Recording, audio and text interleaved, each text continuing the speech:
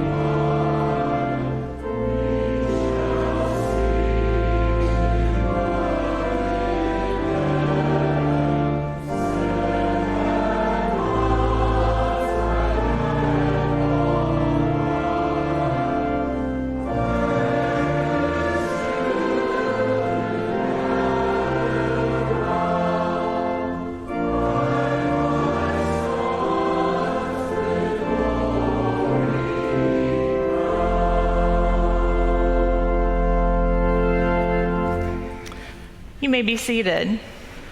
I'd like to invite the Roos family up to light the third candle of Advent this summer. So Stephanie and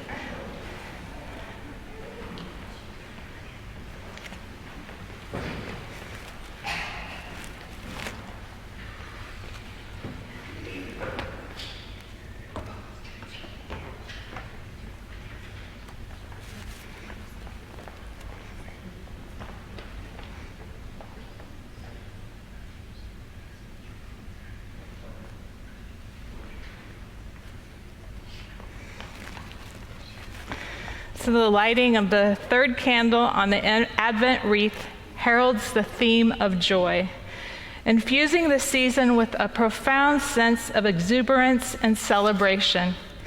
This candle often is referred to as the shepherd's candle. It embodies the timeless message of joy that permeates the Christmas narrative and resonates deeply within the hearts of all believers. Thank you.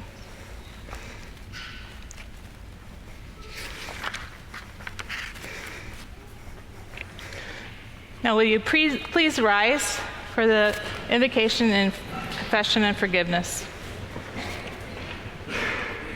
We begin this morning in the name of the Father, the Son, and the Holy Spirit. Amen. Please join me in prayer. God of all mercy and consolation, come to the help of your people, turning us from our sin to live for you alone. Give us the power of your Holy Spirit that we may confess our sin, receive your forgiveness, and grow into the fullness of Jesus Christ, our Savior and Lord. Amen.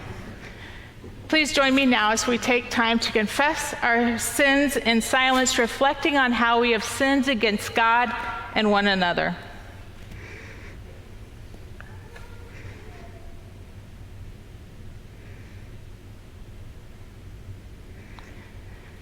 Please join me now as we pray together, acknowledging our sin and turning ourselves to God for forgiveness. Most merciful God, we confess that we are captive in sin and cannot free ourselves. We have sinned against you in thought, word, and deed, by what we have done and by what we have left undone. We have not loved you with our whole heart. We have not loved our neighbors as ourselves. For the sake of your Son, Jesus Christ, have mercy on us. Forgive us, renew us, and lead us, so that we may delight in your will and walk in your ways, to the glory of your holy name. Amen. In the mercy of Almighty God, Jesus Christ was given to die for our sins, and for his sake, God forgives us all our sins. As a called and ordained minister of the Church of Christ, and by his authority, I therefore declare to you the entire forgiveness of all your sins in the name of the Father, the Son, and the Holy Spirit. Amen. The grace of our Lord Jesus Christ, the love of God, and the communion of the Holy Spirit be with you all. And also with you.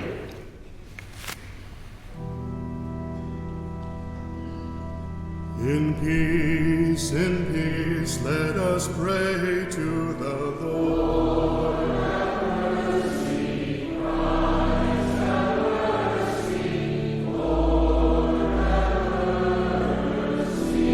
For the reign of God, and for peace throughout the world, for the unity of all, let us pray to the Lord.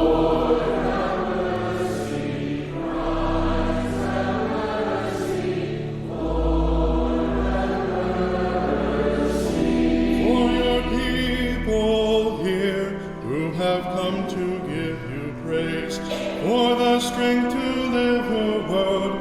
Let us pray to the Lord. Have mercy, Christ, have mercy, Lord, have mercy. Save and defend us, O God.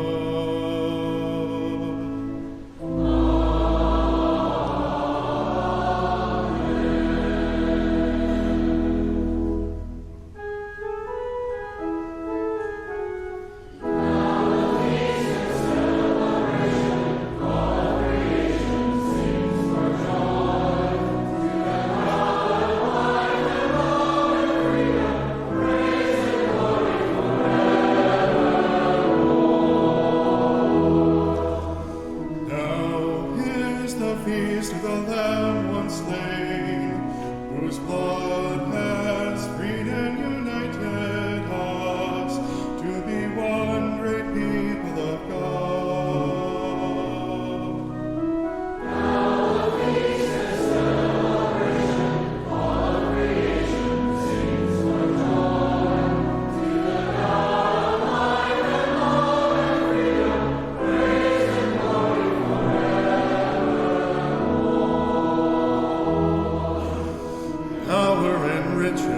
wisdom and might, all honor and glory to Christ forever.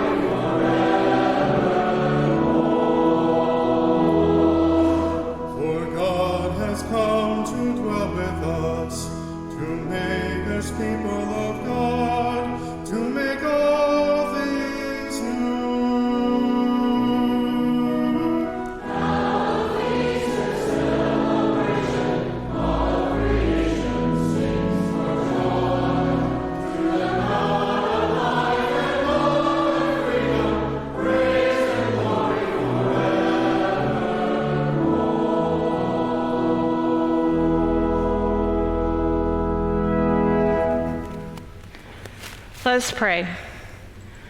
Almighty God, you once called John the Baptist to give witness to the coming of your Son and to prepare his way.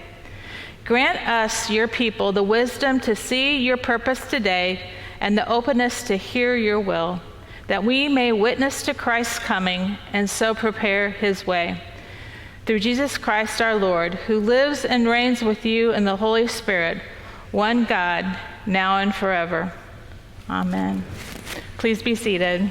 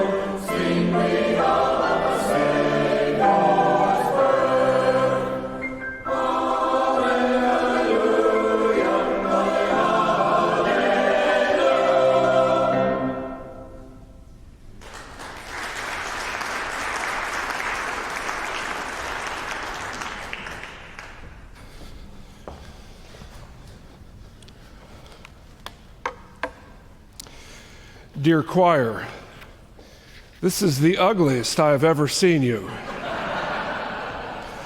Will you please stand for our Alleluia verse? Alleluia.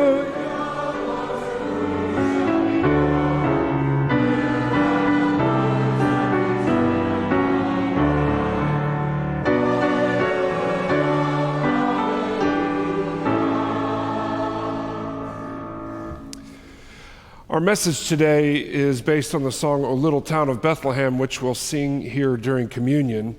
But it kind of makes you think of an Old Testament passage from Micah that prophesies that the Messiah will be born in Bethlehem. And then I chose John 7, which is not a Christmas or Advent verse, but it is the Pharisees who are wondering, how can Jesus be the Messiah since he's from Galilee, not Bethlehem? And so you might recognize some of these words in these passages. From Micah 5, verses 1 through 4. Marshal your troops now, city of troops, for siege is laid against us. They will strike Israel's ruler on the cheek with a rod.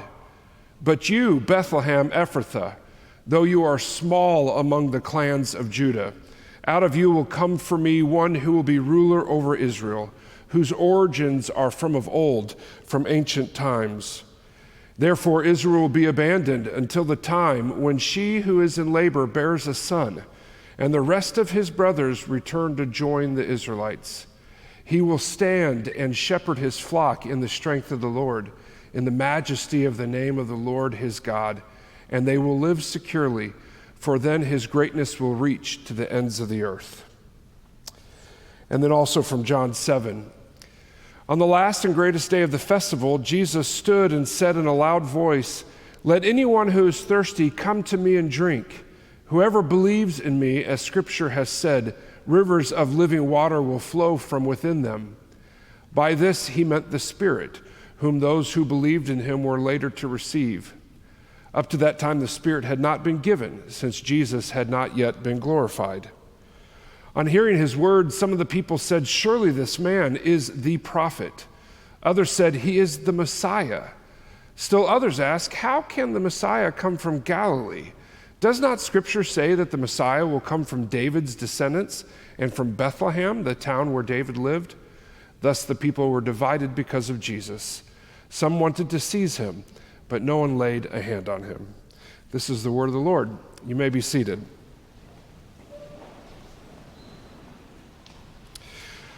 Well, good morning, everyone. Welcome to FaithLife Lutheran Church. I'm Pastor Paul. Everybody online, we're so glad that you're here, and we know that the roads are difficult this morning for those of you who are local, and so we're glad that you are safe at home as well. We are continuing a sermon series based on the songs that we have produced and are going to be part of the living story. So it's called Heaven and Nature Sing, and we're going to talk about a little town of Bethlehem today. But let me just remind you of something that Michelle already said. Living Story is this upcoming week. It's December 19th through 21st, and so we'd sure love for you and your friends to be part of that. Everybody there is going to be invited to our Christmas services, and you should have received one of these as you entered today. These are cards that you can give to your friends and just say, "Hey, we've got Christmas services here at Faith Life. I'll be giving them to my neighbors," and just saying, "Hey, we'd sure love to have you here." And so feel free to take those home and give them to friends of yours. Finally, since we're headed towards the end of the year, can you believe it's already December 15th? It's just flying by, it seems like. But I know a lot of you plan your giving at the end of the year, and maybe you are wondering how you can give. You can do it in 4 different ways. Online, you can mail things, you can work through the Church Center app, and you can go and give on site as well. All right. How's everybody doing this morning? We're all right? Doesn't sound like it. A little town of Bethlehem. You've sung it your entire life, right? And Bethlehem was little. It was tiny. And the lyrics are based on a pastor who had visited Bethlehem, and when he came back to the United States, he wrote these lyrics: "A little town of Bethlehem, how still we see thee lie. Above thy deep and dreamless sleep, the silent stars go by." Right? And he visited, this is about 100 years ago, I think, that he visited. So Bethlehem was probably pretty tiny at that time. Today, if you visit Bethlehem, it's a much larger city. But he wrote these words, and it reminds us every time we sing the song that God tends to do great works through the littlest things. Through the littlest things. I mean, Bethlehem was just an outpost, basically, in Jesus' day. It was where the shepherds would hang out, raising their sheep. Bethlehem was the town where the shepherds kind of stayed together, and those shepherds that were raising sheep to be used in worship in Jerusalem. Bethlehem's not very far from Jerusalem. And of course, we know as Christians that this little town of Bethlehem is where Jesus is going to be born. Remember that Jesus is in Bethlehem when he's born. Mary and Joseph are in Bethlehem when Jesus is born because they had to go there for a census, because Joseph came from the lineage of David. And so they were there when Jesus was born. And Micah 5 verse 2 tells us this prophecy. In you, Bethlehem Ephrathah. Ephrathah is an old name for Bethlehem. Though you're the smallest among the clans, out of you is going to come the Savior. God tends to do great works through the littlest things. When I was a kid, we had these little Bible books that had images in them. The picture on the left, I can guarantee you, is from a Bible book when I was a little kid. I forget what they were called, but the picture on the left should be pretty obvious. That's David and Goliath.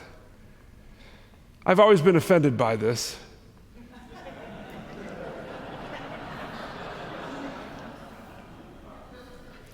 I remember one time I was playing a basketball game. I got a rebound, and I turned around and I put the ball down here, and that little short, stinking point guard, the littlest man on the team, stole the basketball right from me, put it right back up for 2 points. I felt like Goliath. God does amazing things through the littlest of things. The upper right corner is Zacchaeus. Zacchaeus was a wee little man. We all know that story because of his height, right? That's what distinguished him. And then in the bottom right is Moses in a basket, a little baby. He was sent down the Nile River, hoping that possibly beyond hope that somebody would find him and rescue him. Moses is the antitype of Jesus. Jesus has the same experience as Moses. Moses was put in a basket and sent down the Nile River. Jesus ends up in Egypt because Herod the Great wants to kill him. God does great works through the littlest thing. It's happened throughout history. It still happens today. Often, though, our problem is that we just don't recognize the little things, do we? We are in a world of big news, big things, big happenings. Your feed on your phone does not tell you the little things that are going on. It doesn't mention the local Salvation Army and how they're helping people. It doesn't notice how Christians are around the town and doing new things to help people who are in need. It doesn't mention the little random acts of kindness that people give to one another. It's more interested in clicks. And we just don't recognize the little things. That's what happened with Jesus and the Pharisees when it comes to John 7. People are divided because they weren't ready for the little things. Bethlehem was little, but they at least knew, their own teachers taught that the Messiah is coming from Bethlehem. But you know what's even smaller than Bethlehem? Galilee. I mean, Galilee's a whole area. Nazareth is actually probably a bigger town than Bethlehem in Jesus' day. But if you're from Galilee, you are from the hill country backwoods of Wisconsin. You know what I'm saying? You're like my wife's family. Ooh, it's a tough one. It's like, those people that you don't associate with. I'm just giving you a hard time. Family. I'm from Texas, so that's what everybody thinks about Texans. People famous don't come from there. People didn't come from Galilee to rule the world, and so they knew that Jesus was from Galilee. Isn't this the teacher from Nazareth? Isn't his mother Mary and the carpenter Joseph? How can he be the Savior of the world? He's not from Bethlehem. And in a sense, they're correct because Jesus grew up in Galilee, but he was born in Bethlehem. How many of you were born in a small town? Right? Yeah. You moved to the big city a little bit later, But you always remember, I was born in Uvalde, Texas, small town, right? Often the problem is that we just don't recognize the little things. We say to ourselves, God's not working through that. And unfortunately, speed, busyness, and wrong priorities blind us even more to those little things. We live in such a fast and busy society that we are just blinded to the little things that God's doing all around us. I read an article from somebody who was praising the Lord about the crunch of his salt and vinegar chips. And I thought, now that's the little thing, right? It's silly as all get out, but thank you, Jesus, for the crunch of a salt and vinegar potato chip. Sometimes we're so busy and we have the wrong priorities, they blind us to the little things. How many of you feel like when you give a little gift that's not that expensive, that it's not as important or as valuable as a big gift that is much more expensive? It's just how we're trained. It's just how we think. This last week, I had a Jesus moment in my life, and I'm assuming y'all have these as well. I went to a Starbucks. Jesus works at Starbucks in amazing ways. I went to a Starbucks that was pretty full. People were buzzing all around. People were working on their laptops, talking to each other, having their coffees. I went there to get my $10 coffee. Now, before you judge me, I used Starbucks stars, so it was free. That just means I go to Starbucks too much. And I stood in the corner and I looked at everybody, and as I panned across the room, over in the other side of the cafe, there was a homeless man. He had his 5-gallon bucket and his jacket. He had a little sign there that said homeless on his backpack, and everybody was ignoring him. Everybody was just going about their business. And so was I, until the Holy Spirit convicted me and said, Paul, you're wearing a FaithLife sweatshirt. You see, this is what happens when you get merch from FaithLife, right? You wear it and you realize, what does FaithLife mean if not going up to this homeless man and saying, can I get you something? Which is what I did. This is not my normal thing to do, trust me. I'm a busy person. I've got lots of things to do. I was running to my son's orchestra thing at the mall. I had lots of people to meet and talk to and all this other stuff. And I thought to myself, man, if I can't slow down and just simply tap this man on the shoulder and say, can I get you something, then what am I doing, right? So I did that, got him a bacon, egg, and Gouda sandwich, for which I think he was thankful. How often are we blinded to the little things? It's just the little things. It's not big monumental things. I didn't take him for a ride and drive him to Des Moines. I didn't, hand him a $50 bill. I didn't do any of these things. I just bought him a sandwich. Because the Holy Spirit was saying, slow down just a little bit and actually pay attention to what's going on around you. Again, this was the problem with the Pharisees. I don't know about you, but when I read the scriptures, I often identify very much with the Pharisees. I think I would have been very much a person who would have passed over Jesus and maybe written off the stories of him doing miracles. They even had guards come to them and say, nobody's ever spoken like this man before. And what's their first response to them? You mean he's deceived you also? This happens right after the scripture passage we just read. So I wonder sometimes if we're blinded to these things. And so during this season of Christmas, as we think about, O little town of Bethlehem, if you want to start seeing the little things of God, begin by imagining Jesus in the manger, because he's the littlest of little things, of all that was going on at 0 AD. He is insignificant to the entire world. You can read history novels about Caesar Augustus, about the Roman Empire, about the rulers, about Herod the Great. Herod's got a huge building project going on. There's so much more happening. Roads are being expanded, aqueducts are coming in, the mail system's working. It is a technological revolution. And then there's Jesus in a manger. I often think of Jesus fitting in a shoebox, not like our gargantuan babies today. I was a gargantuan baby. My poor mom, I was a gargantuan baby. But people in Jesus' time were shorter, smaller. I wonder if Jesus was maybe a little bit of a preemie. Who knows?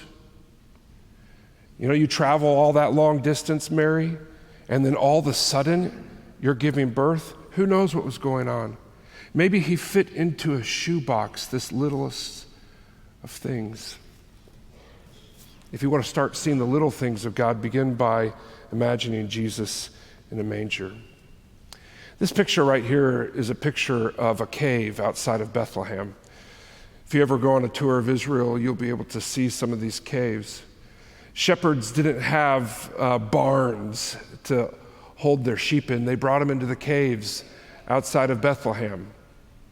And so we went in here, and my mom played that little organ, and she played "O Little Town of Bethlehem." Shepherds, why this jubilee, right?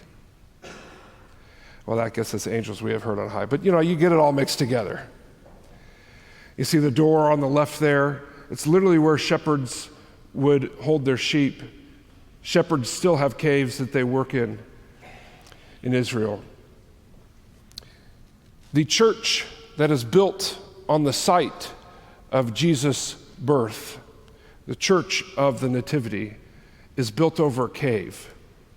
And I am not one to, think too highly of a lot of religious spots because, we don't have any factual data for all these spots. So when I came to the Church of the Nativity, I thought, okay, sure, this is where Jesus was born.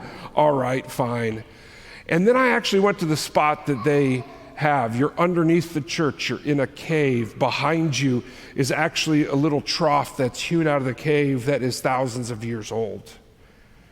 And you go to this spot, and I have to tell you, in that moment was a Holy Spirit moment in my life. And I thought to myself, wow, imagine if Jesus was born here in a cave where shepherds keep their sheep at night. And I thought, what a little thing that the world was missing. I still consider that one of the most special spots that you can visit in Israel. If you want to start seeing the little things of God, begin by imagining Jesus in a manger. So I want to do that right now. We call this holy imagination. I want to just practice this for a second. I want you just to close your eyes and imagine the littleness, the smallness of Jesus. Whatever that looks like for you. So go ahead and close your eyes.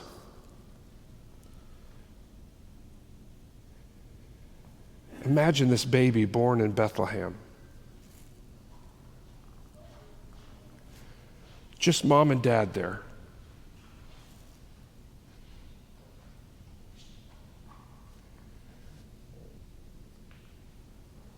What do you see?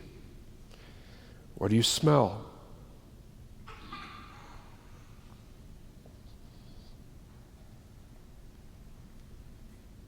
If you want to see the little things, you start by slowing down, closing your eyes, and just meeting Jesus in the manger.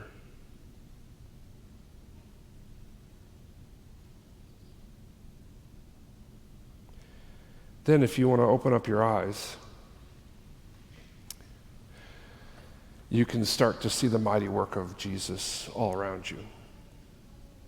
My friends, on a statistical level, we should not be here today worshiping this baby that was born in a manger. He was one person of millions of people. He was insignificant. His parents were insignificant. He ended up having 12 disciples. 12. Not 12,000, not 120,000, just 12, of which one betrayed him. So they went down to 11. And yet, here we are today. Billions of Christians around the world looking into the little things of God and realizing how God is working in tremendous ways. You wonder why you're here? It's not an accident. This is not just some story. This is a movement of power. It's a movement of grace in the world.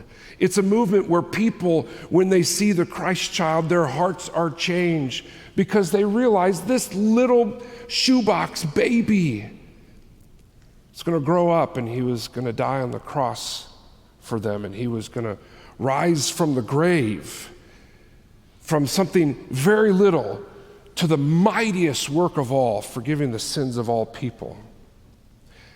It's not just a story. It's not just a cave. It's not just a song. It is the power and mighty work of God. This is why we can sing in the last verse of O Little Town of Bethlehem, O Holy Child of Bethlehem, descend to us, we pray. Cast out our sin and enter in. Be born in us today.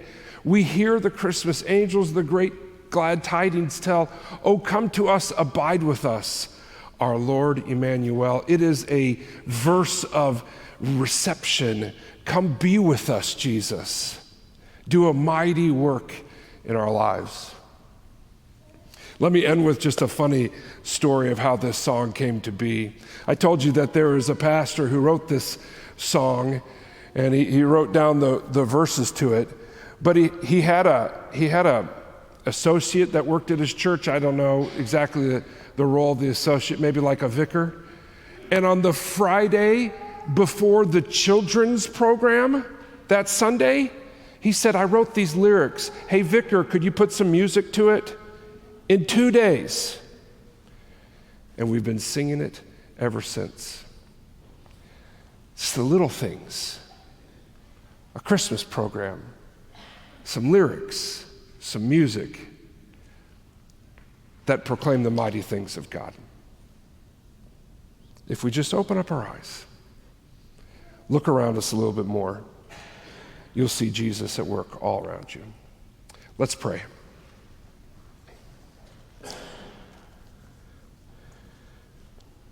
Jesus, you came to us in squalor. The chances of you being the king of the universe were so small in the eyes of men, yet you have changed our hearts. And so, God, continue to change the hearts of men and women throughout the world through the little thing of Jesus. We pray this in his name, and all God's people said, amen.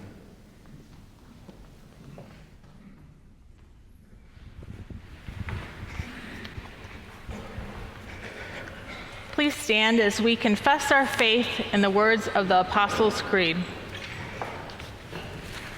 I believe in God the Father Almighty, creator of heaven and earth. I believe in Jesus Christ, his only Son, our Lord. He was conceived by the power of the Holy Spirit and born of the Virgin Mary. He suffered under Pontius Pilate, was crucified, died, and was buried. He descended into hell. On the third day he rose again. He ascended into heaven and is seated at the right hand of the Father. He will come again to judge the living and the dead. I believe in the Holy Spirit, the holy Christian church, the communion of saints, the forgiveness of sins, the resurrection of the body, and the life everlasting. Amen. Let's join together in the Lord's Prayer. Our Father, who art in heaven, hallowed be thy name. Thy kingdom come, thy will be done, on earth as it is in heaven. Give us this day our daily bread, and forgive us our trespasses, as we forgive those who trespass against us. And lead us not into temptation, but deliver us from evil. For thine is the kingdom, and the power, and the glory, forever and ever. Amen. Please be seated.